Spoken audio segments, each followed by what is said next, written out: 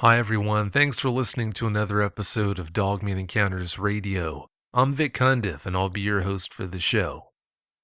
Tonight's guest wants to go by her first name only. McKenna, welcome to the show. Hello. McKenna, please give us a brief bio on yourself. I'm 23. My family and I moved to Michigan from the West Coast about 14 or 15 years ago when I was 9, and we've been here ever since. I never have lived there, but for various reasons I've spent some time there, and it really is a beautiful place. Having said that, what was it like when you came to that sudden realization that a lot of the things that you've been told about how the world works are untrue?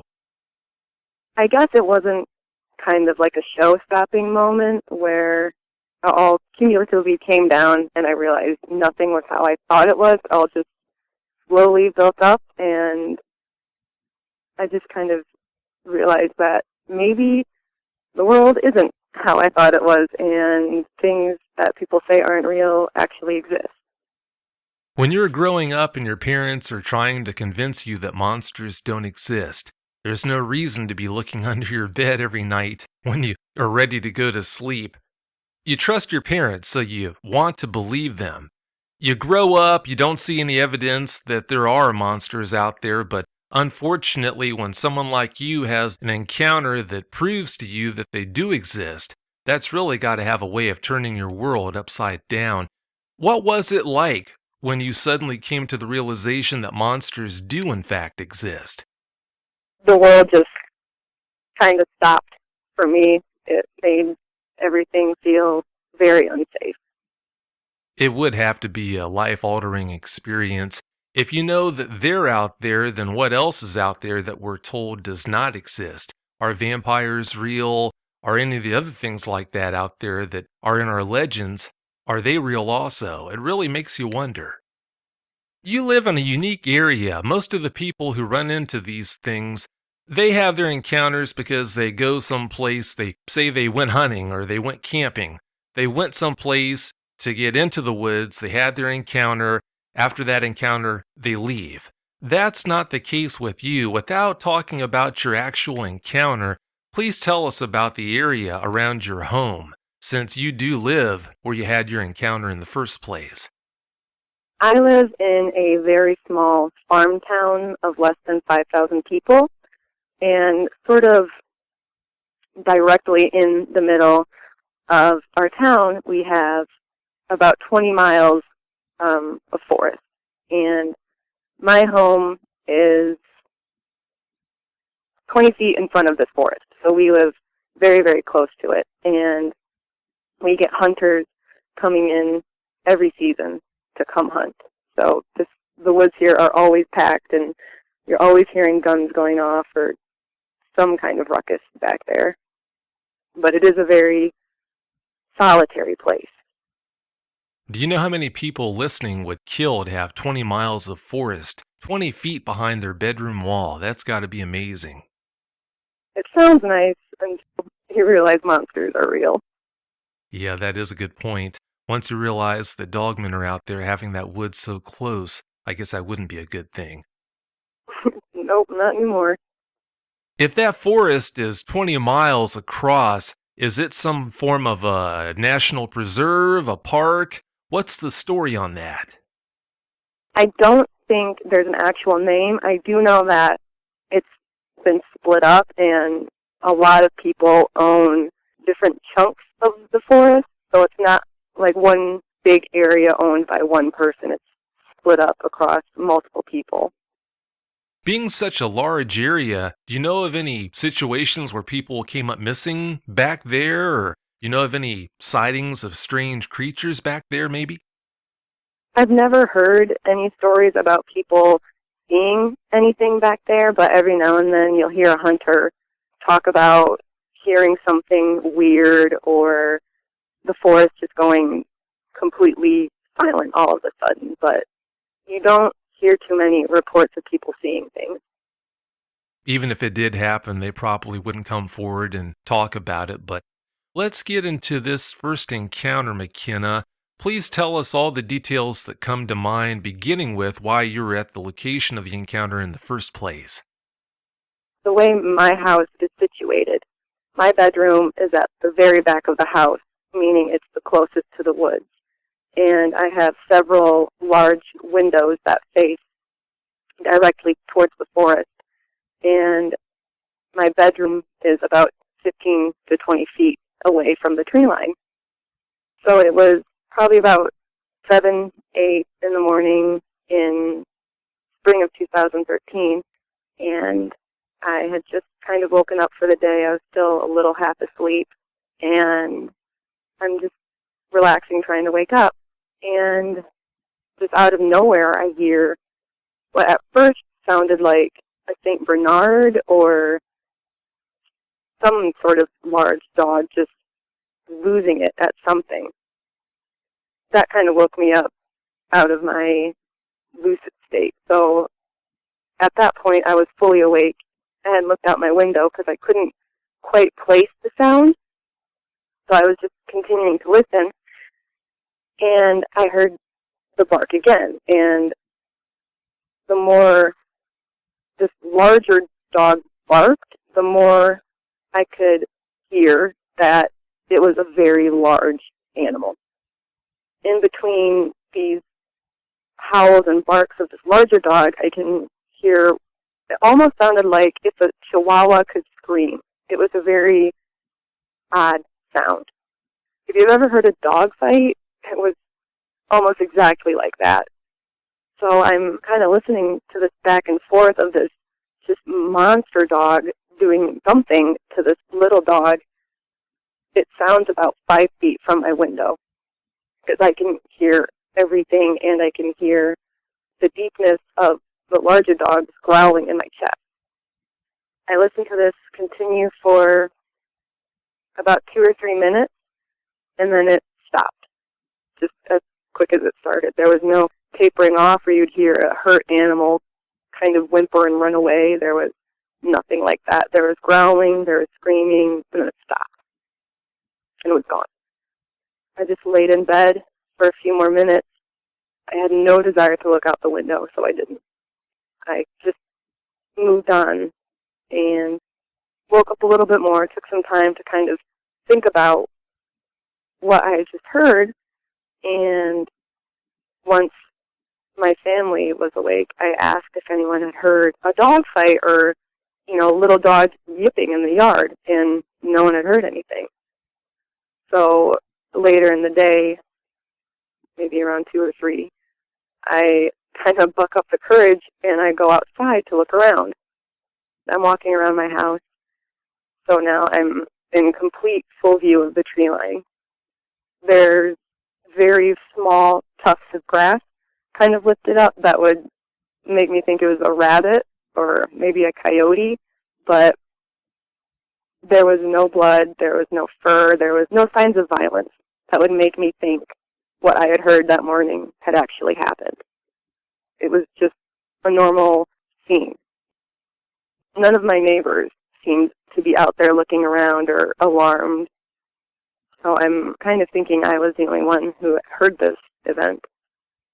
Did you ever hear from your neighbors that any of them were missing any small dogs, maybe? Well, we had a family that lived down the road that had a lot of chihuahuas, but they never reported anything. So I'm kind of at a loss on that one. That is really strange. Makes you wonder what that was all about. We haven't gotten into the second encounter or any of the other strange things that have happened at your property, but I wanted to throw this question at you anyway. Have you ever gotten frustrated that you seem to be the only person in your house who hears these things going on? Oh yeah, it's extremely frustrating. I'm constantly being teased about hearing the werewolf in the backyard, or my boyfriend, the werewolf, is outside. It's annoying.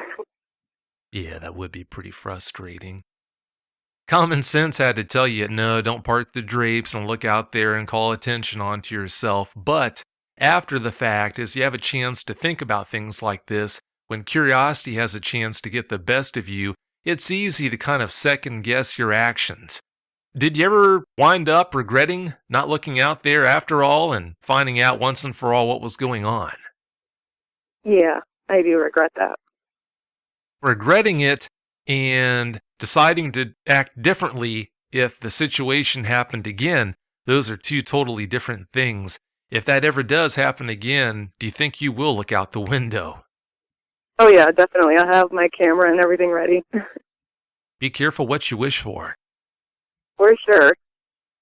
When you told your family members about what you had heard and any ideas on what you thought it might have been out there, what kind of a response did you get? They didn't really believe me. They kind of thought I was just dreaming and woke up.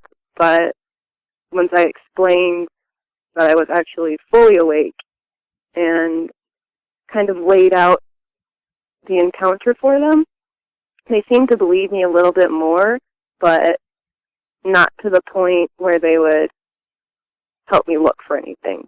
Just like, oh, okay, it was a dog fight. That's about it.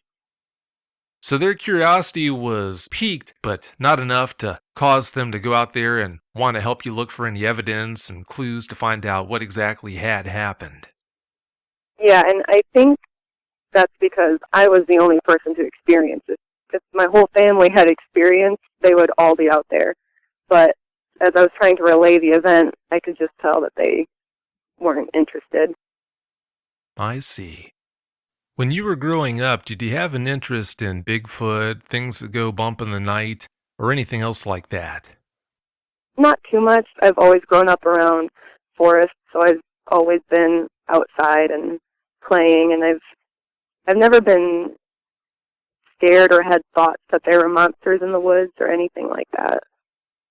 After you had your second encounter, without giving any details on what happened there yet, did you dive headlong into researching the Dogman topic, or did you just want to distance yourself from the topic the best you could? No, I definitely started looking into it. Actually, once I had that encounter, I realized that dogmen were kind of Michigan's thing.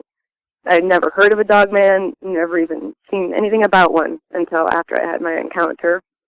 And that just really got me into looking into it and see if maybe what I had saw was a dogman. After you started researching the Michigan Dogman and found out that there were so many sightings of them around you in your area, did that freak you out more than you already were? Or since you were hungry for information, was it kind of a good thing to find out that so many people in your area were seeing these things? Definitely a little bit of both. It might seem like a no-brainer that anyone that is asked that question would say, oh no, I was freaked out and hated the idea that so many of these things were being seen around me. But you have to take into consideration there are a lot of people who, instead of trying to distance themselves from dogmen as much as they can, they actually go out looking for them. A lot of them go out alone, so you never really know how someone's going to react after they find out that dogmen are real. I was definitely interested to look up more and see if I could find out more about this thing, but I wasn't going to be venturing into the woods alone at any point soon. Well, that's good news. I'm glad you're not going to be doing anything like that. That wouldn't be a good idea. All right, McKenna, let's get into the second encounter you had. Please give us every last detail that comes to mind. Okay. So this was about 3 months after the first one. It was about midnight, 1 a.m. I was driving home and I had just pulled into my driveway. My driveway faces my tree line as well, but it's considerably further away, probably 50 or 60 feet away. I had my brights on, so I turn the corner and I pull into my drive, and my brights just completely illuminate the tree line. Before I go on too far, I'll give a little detail about the forest we have in my backyard. My mother and I, we didn't put a fence up. We planted blackberry and blueberry bushes along the front of the trees to kind of create a boundary. These bushes come up to about anywhere between navel or hip height on me, and I'm about 5'9". So back to my story. I pull into my driveway. The bushes are illuminated. Everything is completely lit up, and I can kind of see what looks like a Great Dane hunched over in one of the bushes. I can kind of make out shoulders. I can kind of just barely see the top fourth of its head, kind of just under the eyes, and then up to the ears. The reason I thought it was a Great Dane was the ears. It had very thin, very pointed ears. It was doing almost a shimmying movement in the bushes. It's very hard to describe. It was almost like it was bouncing up and down on its haunches while kind of wiggling its shoulders around. I kind of just watched for a few minutes trying to figure out if maybe this is a neighbor's dog that is stuck in a bush or is lost or something. And, if I sit here long enough, maybe the dog will come to me and I can take it back to the neighbor. So I'm just sitting in my car watching it. My car is still on, lights are still on, and it's just shimmying in this bush. 3 or 4 minutes go by, and I realize this dog is just going to keep dancing in this bush. So I turn my car off. My lights continue to stay on about 45 minutes after my car turns off. So I turn off the car and get out, and my lights are still on. All of a sudden, this thing is completely upright. There was no motion of standing up. First it was just in the bush, and then it was standing. I can very, very clearly see that it is not a Great Dane.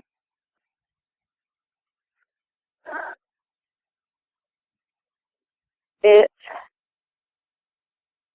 kind of just stood there silently, didn't really make a noise, didn't really gesture towards me. It stood behind the bush, and we had a good stare down for a couple of seconds. I could make out quite a bit of what it looked like. The bushes that came to about navel height on me hit maybe about thigh height on this thing. And maybe it was just standing, but its arms were dangling further down in the bush. So on a normal human, when you're standing, your arms kind of stop at your thighs. But this thing's arms just kept going. I couldn't see the end of them.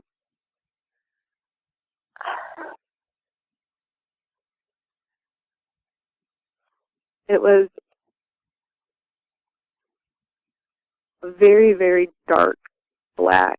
It wasn't dirty or anything. It almost had like a terrier sort of coat. It had very short-looking hair. And the way my lights were reflecting off of it, it looked soaking wet, like it had just gotten done swimming. I know people say they smell something just awful or they'll feel unnaturally scared. I didn't feel any of these things. So while I kind of felt fear that there was an obvious monster 50 feet away from me, it wasn't something that was unnatural, if that makes sense. When you say that it was not something that was unnatural, you're saying that it didn't have any supernatural appearance. It looked like it was a flesh and blood creature that was there in front of you. Yeah, basically.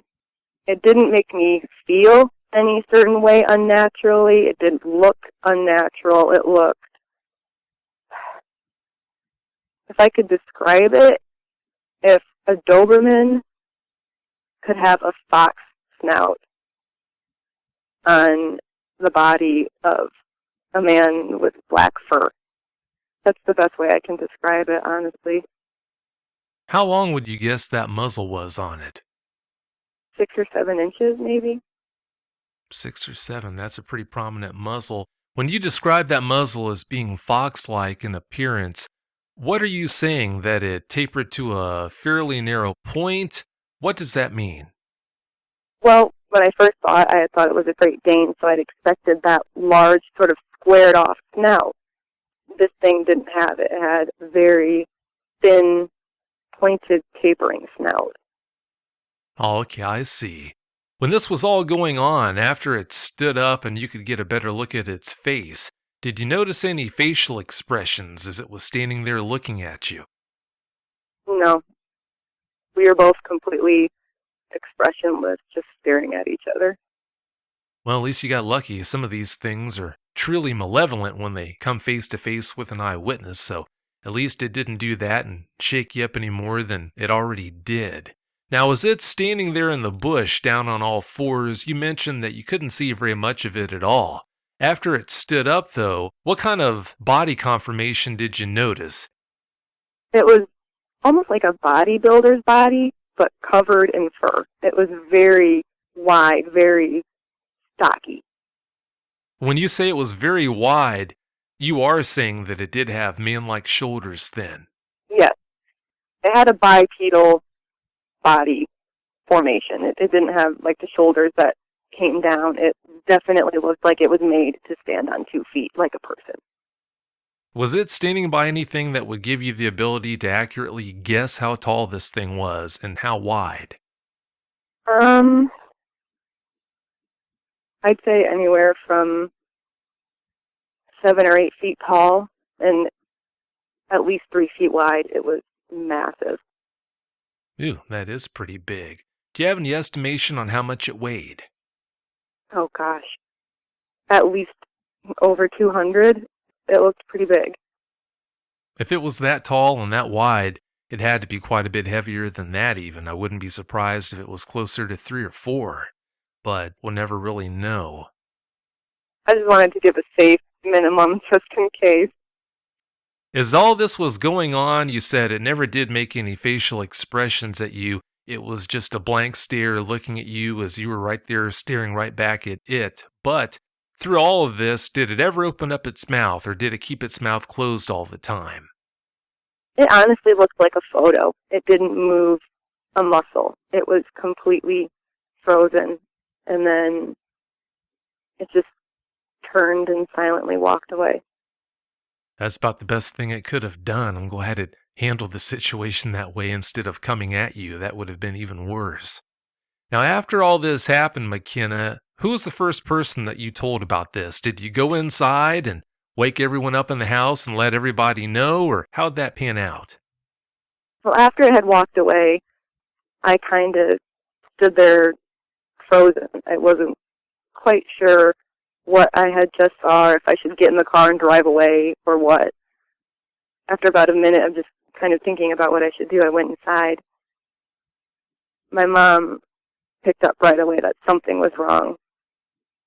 And I kind of just said, oh, I hit an animal when I was driving home. I didn't want to tell her because I had already told her about the attack I had heard outside my window, and her reaction to that just made me not want to tell her about what I just saw. I can understand that. You kind of didn't want to tell her or anyone else in the house because you were afraid of freaking them out then. Yeah, and mostly just to kind of save myself because my family likes to pick. Oh, okay, I see. Yeah, that does make sense. Really complicates things when something like that happens. When it was standing there as it turned to walk away, it probably gave you a pretty good chance to see if this thing had a tail or not. Did you notice one? No, I didn't see one. Okay. Earlier on, when you mentioned that it was down on all fours in the bushes, right there at the edge of the woods, and it was making that strange movement, that weird motion, do you have any opinions on what was going on there, why it was doing that? Maybe it was digging at something erratically or scratching something, but it honestly looked like it was dancing in my blueberry bushes. That's the best way I can describe it. As if seeing a dogman's not weird enough. For it to be doing that, that's just really strange and hard to figure out. When it was making that movement, you mentioned how you thought it might have been digging. Did it have its head down or head up? I know you said it was hard to see most of it, but you said you could see the top part of its head at least pretty well. Yeah, the head didn't really go down low to the ground. That would make me think it was sniffing at anything. It just kind of bobbed up and down and moved side to side very tightly. So while I would think it would be digging, the shoulder movement would make me think it was digging. The head movement didn't match up. We'll never know because you can't think for these things, but from how you're describing this, it makes me wonder if it wasn't moving like that to get your attention. Since it was black, like you said, it was nighttime, there's a good chance that you wouldn't have even noticed it, but if it made those strange motions, then that would get your attention and cause you to look its way. It was definitely interesting. I really wish I could describe it more as dancing, or more than just dancing, but that's exactly what it looked like, shimmying in a blueberry bush. Yeah, that is really strange. Now, in the pre-interview, you mentioned how strange its fur looked. Let's talk about this fur that you saw. After I had looked up different Dogman Encounters, I kind of saw that most of them said that these creatures had really shaggy fur, or there were patches missing, or they were mangy. This one didn't really look like that. It had a very, very short coat, very similar to a terrier, and it looked soaking wet. It was either very short-haired and wet, or this thing had no fur at all, and its skin was black. Yeah, that is awfully strange. What did you notice from its eyes, eye color, anything like that that you can share? It had very large, round, bright yellow eyes that just beamed out of its face. How directly were your headlights hitting this thing as it was standing there on two legs looking at you? It was standing almost directly in front of me, and my headlights lit up almost all of it, and I could see a lot of detail. But for some reason, it was making it a lot harder for me to see above the shoulders. I don't know if that was because of the foliage of the tree line or my headlights or something, but for whatever reason, it just seemed like above the shoulders, this thing was much darker or wasn't as accepting of light, but I couldn't make out as many details above the shoulders as I could the rest of his body. The head, like you said, was clearly darker than its body, but did the body have all one shade to it, or were there splotches? Just all one solid black color. Okay. From the way you described its coat and how it had that wet look and it was still dark, I figured that was the case, but I thought I'd ask anyway.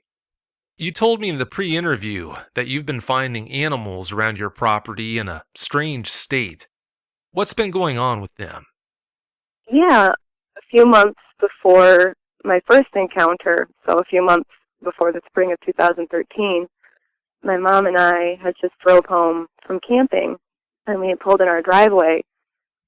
There was a lower half of a possum just sitting right in our driveway, and it looked like it had been ripped in half.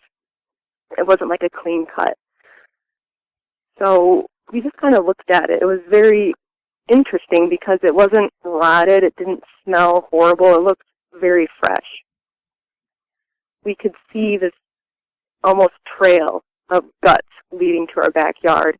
So we walked back there, and we found the top half of the possum, sort of 2 or 3 feet in front of my room, but under my window. Again, like I said, it looked freshly killed. There was no bloating, no rotting, no flies. There was nothing on this thing. If I didn't do what I do, that would strike me as being very strange, but I can't explain it for whatever reason. That's not all that uncommon for people who have dogmen around their properties. For example, the guest for episode number 9, he's the one that most recently told me about something like that happening. He found a squirrel that had been torn in half like that and left on his patio in a place where he clearly would discover it. He didn't see a dogman do that, but That's fairly commonly reported amongst people in your situation. Going back to your encounter, at any time did you feel any unnatural sense of panic? Now, seeing something like that in front of you, a dog man, that's going to shake anyone up. But when this was going on, or maybe even right before this encounter took place, did you feel this unexplainable, uncontrollable fear that had just hit you? No, not at all. I drove into my driveway, and when I'd first seen it bouncing in the bush, nothing made me think something was not right. And even after I had seen it, obviously I was terrified, but it wasn't an unnatural feeling. At any time, have you ever had any problems with bouts of uncontrollable fear? Yeah, every now and then when I'm home alone, I'll just be doing something completely ordinary, and I'll feel like I just have to leave my house. Oh, really? Please tell us more about that. It's only happened maybe 3 or 4 times, and it was in 2013, 2014 when these happened. I would be doing the dishes or in the shower or just watching TV, and something would just make me feel like I was in danger for my life, and I had to leave my house. I take it no one else was home when these incidents happened. No, no one was ever home. Wow, I can't imagine what that would be like. That's not good. Not only have you been having to deal with animals being ripped in half like that and left around your property, you've had this strange kind of activity with birds hitting your house at night. Tell us about that, please. So around the same time of year, spring 2013, 2014, we all of a sudden had birds just start flying into the windows of our house every now and then. And at first I thought it was just because my mom has tons of feeders out in our yard, so maybe the birds were just flying around to get something to eat and hit a window. But one night I was just sitting in bed around 3 a.m. and it sounded like almost like someone with a very large hand had smacked my window. I run outside, and there's a dead turkey vulture laying underneath my window, and I can clearly see that this bird has crashed into my window and killed itself. I thought that was pretty out of the ordinary for one, just because it was a turkey vulture, and they're not the type of birds to do something like that. But then it happened again. That really set it off that something was not right. After the second turkey vulture incident, we started getting finches, cardinals, mourning doves, just small kinds of birds bouncing into our windows during the day. They wouldn't fly hard enough to kill themselves, but they would just kind of bounce off the window. That is pretty strange. I live in an area where there are quite a few birds, and from time to time I'll have one hit the window, but not with any kind of irregularity. Before all this dogman activity started taking place, was it pretty common that you would have birds fly into your windows like that, or did it not start until after the dogman came around? I mean, every now and then we'd get a bird fly into the window once every few months, but not to the point where it was happening multiple times a week. So this was happening multiple times a week. That's pretty often for something like that to happen. Turkey vultures do have excellent eyesight. Tests reveal they have eyesight that's just as good as black vultures. It's just so hard for me to believe that not just one turkey vulture, but 2 turkey vultures would fly into your window like that.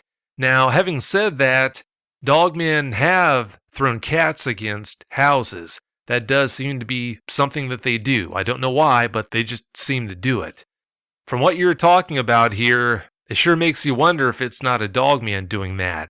I hate to be the person to jump to conclusions and say that everything that's done in an area where you know dogmen are is going to lay at the feet of the dogman. That's why it happened. We didn't see what caused those birds to hit that window, but it sure does make you wonder when you've got a situation like that that just does not make sense to have that many birds hitting your window, and especially having finches and cardinals, which aren't all that active at night. They might fly a little bit, but it's not like they make their living at night. They're diurnal. They do most of their activity during the day.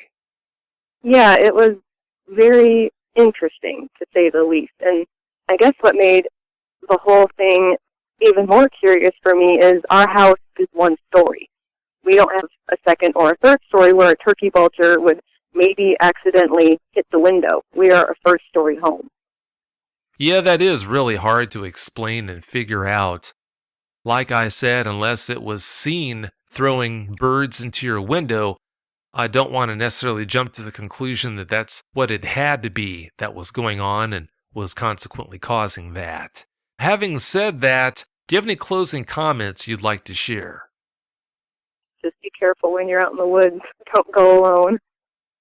Yeah, no matter what your situation is, that's always good advice. Well, McKenna, I can't thank you enough for coming on and sharing all those details with us. I really appreciate it. So thank you for having me. Oh, it's been great having you here. Have yourself a great night. Thank you. You as well. Bye-bye. Bye. If you've had a Dogman encounter and you'd like to speak with me about it, whether in private or on the show, you can reach me at contact@dogmanencounters.com. I'd love to hear from you.